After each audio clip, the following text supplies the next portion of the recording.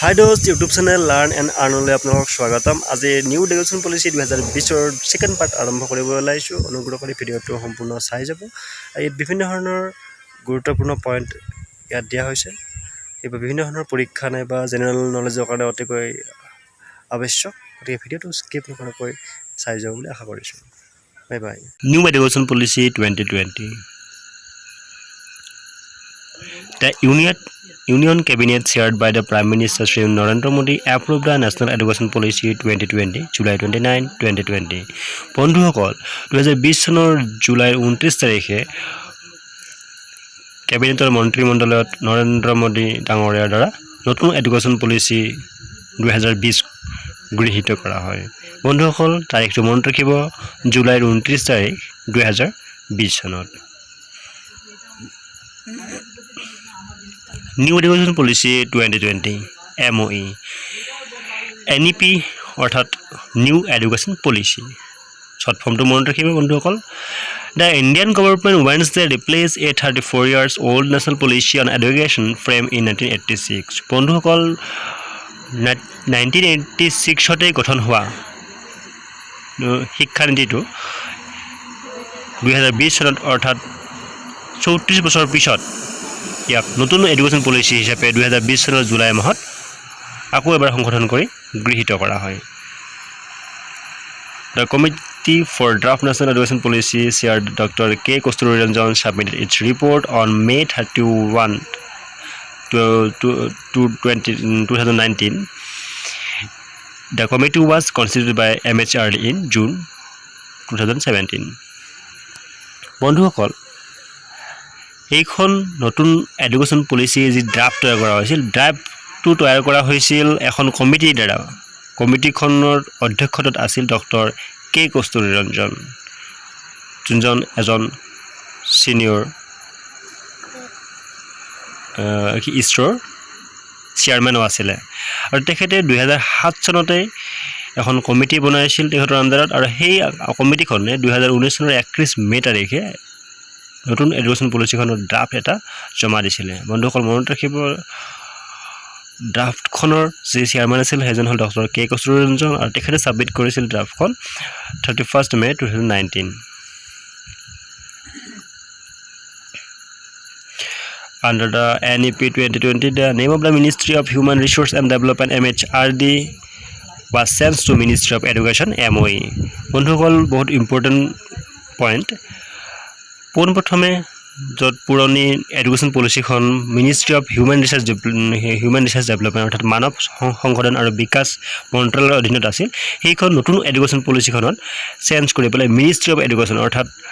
শিক্ষা মন্ত্ৰালয় হিচাপে নতুন এটা মন্ত্ৰালয়ৰ অধীনত এই এডুকেশ্যন পলিচিখন লোৱা হয়। আৰু সেইকাৰণে ইয়াত MHRDৰ সলনি MOE কৰা হৈছে, অৰ্থাৎ মিনিষ্ট্ৰি অফ এডুকেশ্যন। বন্ধুসকল the notable things about the new education policy, নতুন এডুকেশ্যন পলিচিৰ কেইটামান গুৰুত্বপূৰ্ণ বস্তু আপোনালোকক দেখুৱাবলৈ ওলাইছোঁ। ইয়াত এনেকুৱা ধৰণৰ আছে 5 years fundamental, 3 years preparatory, 3 years middle,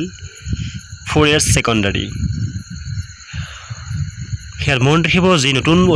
education পলিচিখনৰ গঠন ষ্ট্ৰাকচাৰ সেইটো হ'ল 5+3+3+4 অৰ্থাৎ 5 years fundamental, 3 years preparatory, 3 years middle, 4 years secondary. আমি ইয়াৰ বিষয়ে আলোচনা কৰিম। ইয়াৰ বিষয়ে আৰু এটা হ'ল আন এটা পইণ্ট হ'ল 4 years অফ কলেজ ডিগ্ৰী, আৰু কলেজ ডিগ্ৰীটো এতিয়া কি কৰা হৈছে 4 বছৰে কৰা হৈছে। 10th বৰ্ড এক্সপায়াৰী, 10 বছৰীয়া যি 10th বৰ্ড আছিলে সেইটো এক্সপায়াৰ কৰা হৈছে।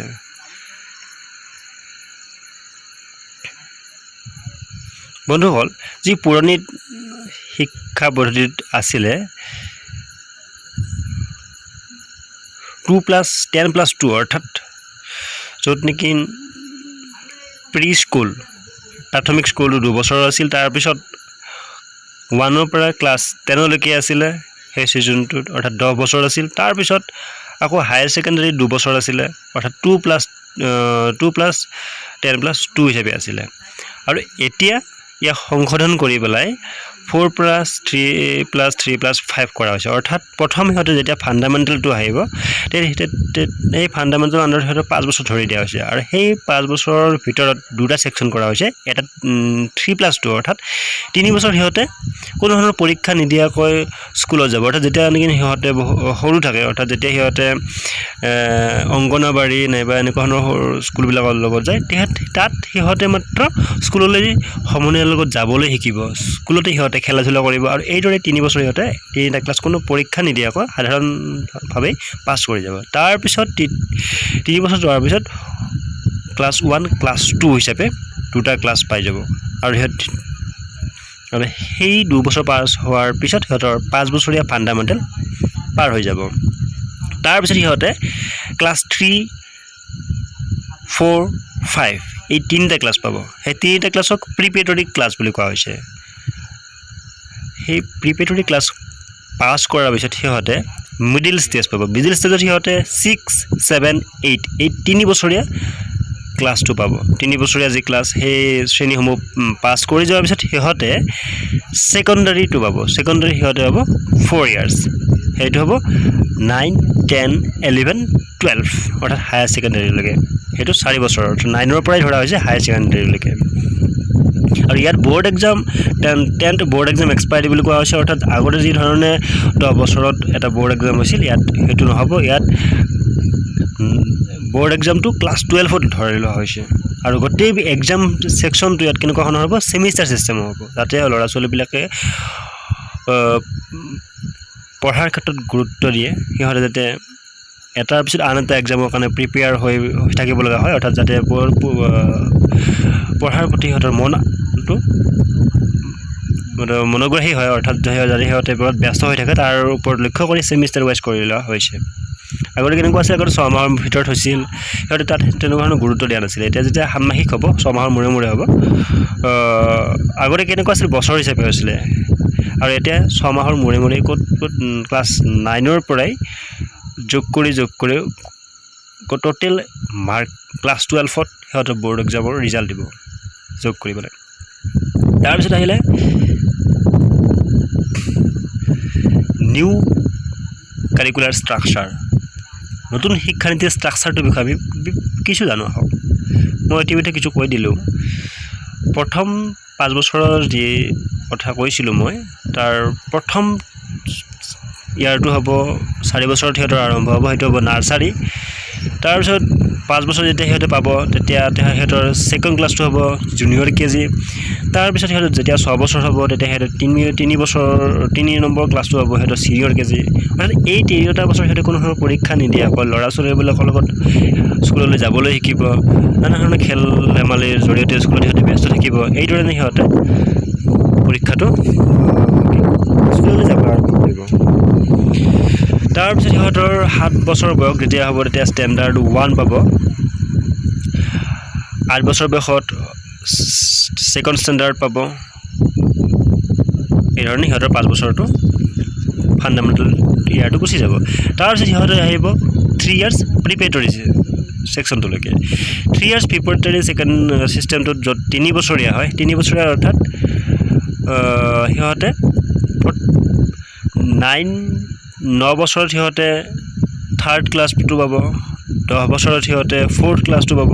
আৰু 11 বছৰ বয়স যেতিয়া সিহঁতৰ হ'ব তেতিয়া সিহঁতে পঞ্চম অৰ্থাৎ 5th ক্লাছটো পাব আৰু এই ধৰণে 3 বছৰীয়া প্ৰিপেটৰীটো শেষ হ'ব তাৰপিছত সিহঁতৰ আহিব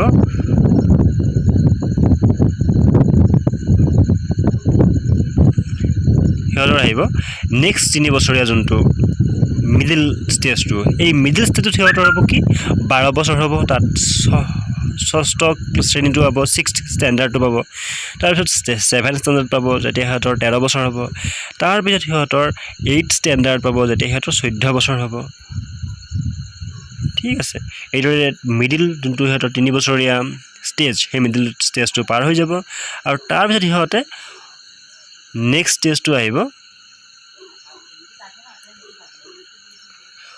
4 ইয়াৰ সেকেন্ডাৰী ষ্টেজটো 4 বছৰীয়া যোনটা লাষ্ট ষ্টেজ নতুন এডুকেশ্যন পলিচিৰ এই ষ্টেজটোত সিহঁতে ক্লাছ 9লৈকে ক্লাছ 12লৈকে থাকিব ক্লাছ 9 যেতিয়া সেইটো 15 বছৰ হ'ব তেতিয়া নেক্সটটো হ'ল ষ্টেণ্ডাৰ্ড SSC হ'ব সেইটো 16 বছৰ হ'ব তেতিয়া হেতৰ বয়স তাৰপিছত নেক্সট ক্লাছটো হ'ব ষ্টেণ্ডাৰ্ড FYJC হ'ব সেইটো হ'ব 17 বছৰ যেতিয়া হ'ব আৰু ষ্টেণ্ডাৰ্ড SYJC অৰ্থাৎ যেটো হেতৰ 18 বছৰ হ'ব অৰ্থাৎ যেতিয়া আমি বৰ্তমানত যেতিয়া হাই সেকেন্ডাৰী ফাইনেল আৰু এই ষ্টেজটোত হেতৰ নিউ হেতৰ বোৰ্ড এক্সামটো খতম হ'ব আগত 10 বছৰ হৈছিল আজিকালি কি নতুন এডুকেশ্যন পলিচি এই 12 বছৰ অৰ্থাৎ ষ্টেণ্ডাৰ্ড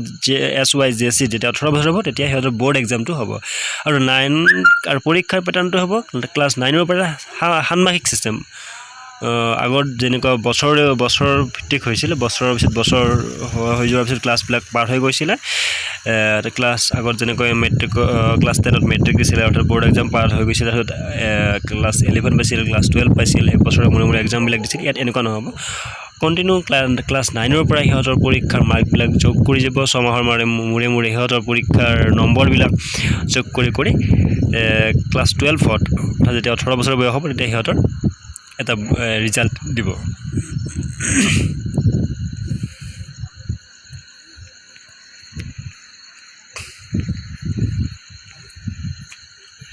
নেক্সট আহিলে examination to কেনেকুৱা ধৰণৰ হ'ব